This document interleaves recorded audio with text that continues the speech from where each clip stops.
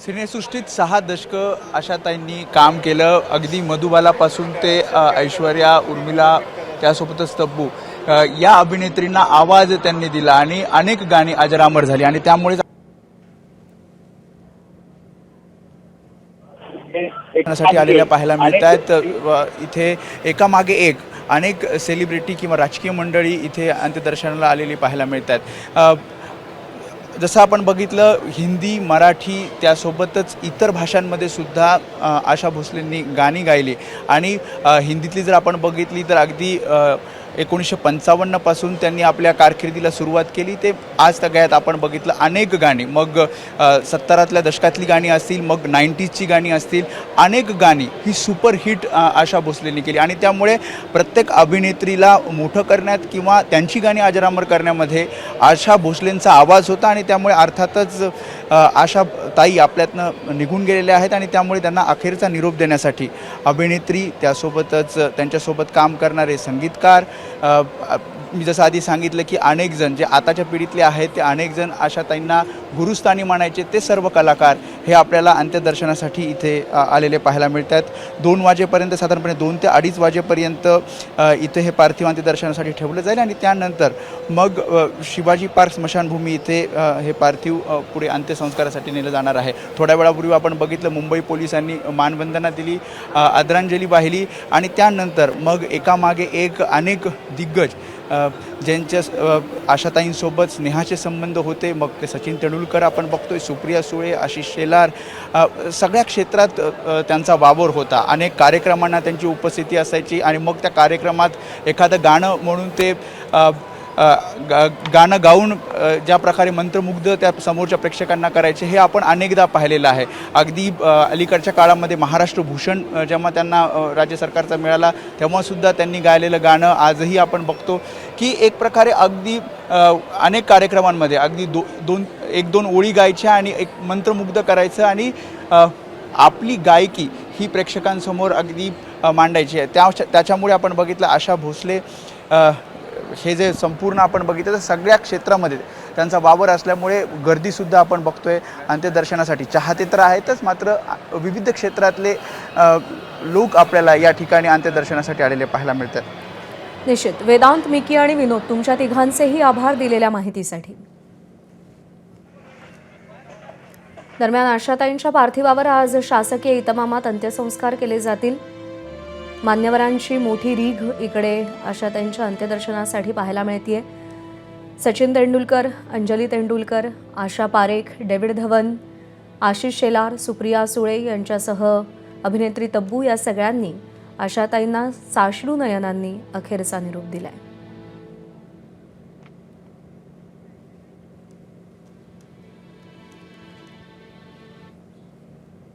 तर आशाताईंच्या पार्थिवावर पंतप्रधान नरेंद्र मोदींच्या वतीनं मुख्यमंत्री देवेंद्र फडणवीस स्वतः पुष्पचक्र अर्पण करतील. आशा भोसलेंच्या अंत्यसंस्कारावेळी मुख्यमंत्री देवेंद्र फडणवीस आणि दोन्ही उपमुख्यमंत्री उपस्थित राहणार आहेत. दुपारी 4 वाजता दादरच्या हिंदू स्मशानभूमीमध्ये शासकीय इतमामात अंत्यसंस्कार पार पडतील.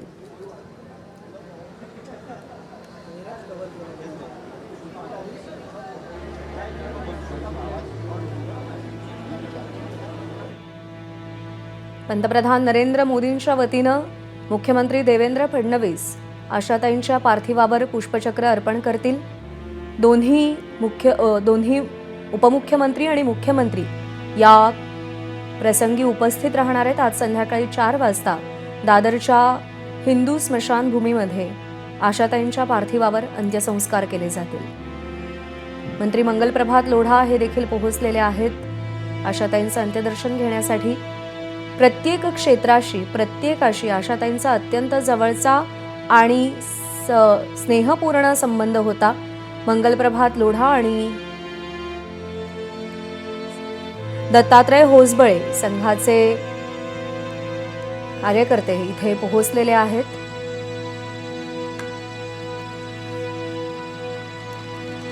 आशाताईंना ते पुष्पचक्र अर्पण करतायत आणि प्रत्येकाकडूनच साश्रू नयनांनी आशाताईंना भावपूर्ण निरोप दिला जातोय.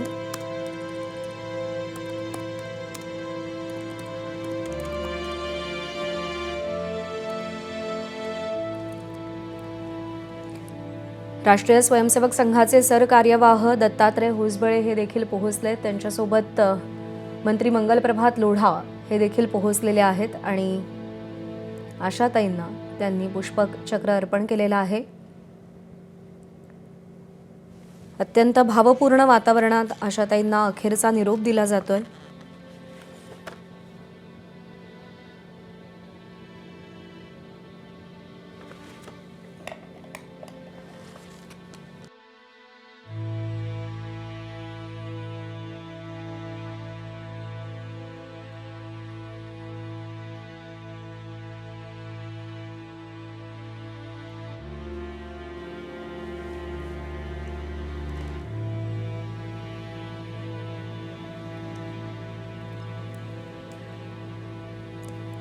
तर दत्तात्रय होसबळे नाही तर भैयाजी जोशी हे तिकडे पोहोचलेले आहेत आशाताईंना अखेरचा निरोप देण्यासाठी.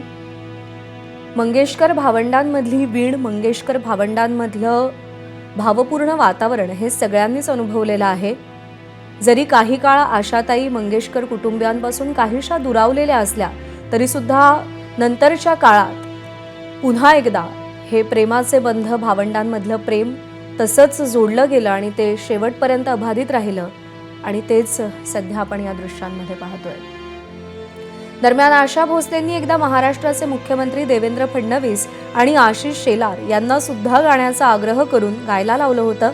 महाराष्ट्र रेडिओ महोत्सव आणि आशा रेडिओ पुरस्कार 2025 या कार्यक्रमातले काही बहारदार क्षण आपण पाहूया.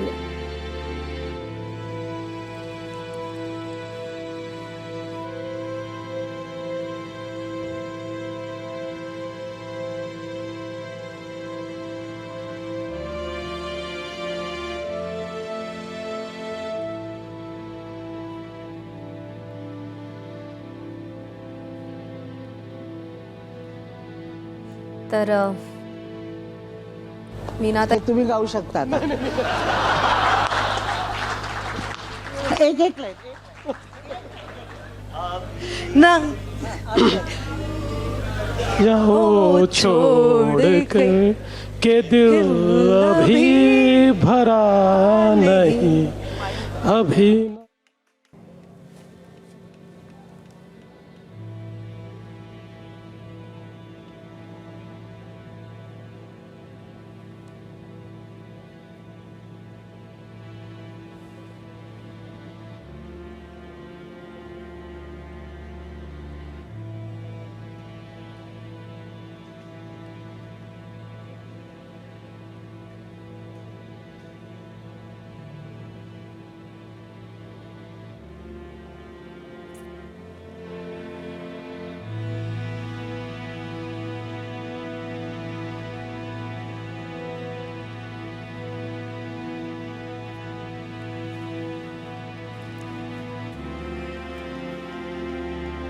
तर अत्यंत बंडखोर असं व्यक्तिमत्व होतं आशाताईंचं आणि ते बंडखोरी केवळ त्यांच्या वैयक्तिक आयुष्यात नाही तर त्यांच्या गाण्यांमध्ये सुद्धा ठाई दिसते. भारतीय चित्रपट संगीत सृष्टीच्या काही चौकटी मोडत आणि त्यांना आपल्या साच्यात बसवत आशाताईंनी नवे आयाम भारतीय संगीत सृष्टीला दिले. पाश्चिमात्य गाण्यांबद्दल काहीसा आकस असण्याच्या काळात त्या पाश्चिमात्य गाण्यांना भारतीय टच देऊन ती गाणी सुद्धा आपलीशी वाटतील अशा पद्धतीनं सादर करणं हा आशाताईंचा हातखंडा होता आणि त्याची अनेक उदाहरणं आपण पाहिलेली आहेत. ज्या गाण्यांवरती आजही आपले पाय थिरकतात तो आवाज आशाताईंचा आहे.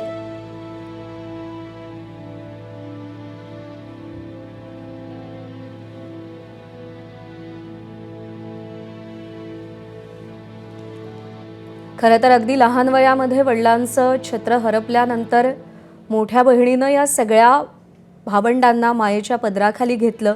लता मंगेशकर यांनी कुटुंबाची जबाबदारी स्वीकारली आणि त्यांचा कार्य, त्यांचं कर्तृत्व सिद्ध करत असतानाच एक वेगळी वाट निवडत आशा भोसले यांनी सुद्धा स्वतःची एक वेगळी छाप आणि ओळख निर्माण केली. त्यांच्या या प्रवासाबद्दल, या त्यांच्या अंत्ययात्रेसोबतच आपल्याला आणखीही जाणून घ्यायचं आहे. आपण बोलत राहूच, पण एक छोटासा ब्रेक घेतोय.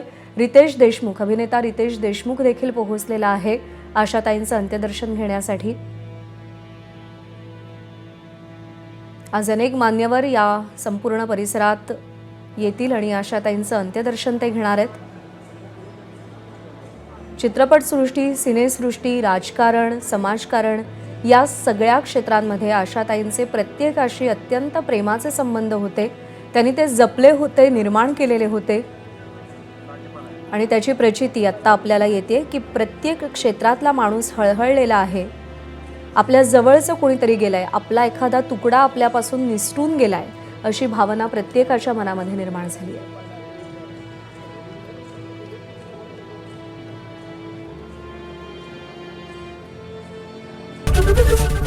एबीपी माझा, उघडा डोळे बघा नीट.